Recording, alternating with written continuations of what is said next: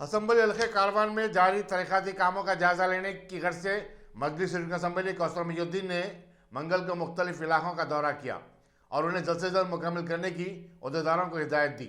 गोलकुंडा में एवेसी sports complex के जारी काम का मुआयना करने के बाद उन्होंने बताया कि कॉम्प्लेक्स में स्विमिंग पूल का बहुत जल्द इफ्तिताह अमल में आएगा।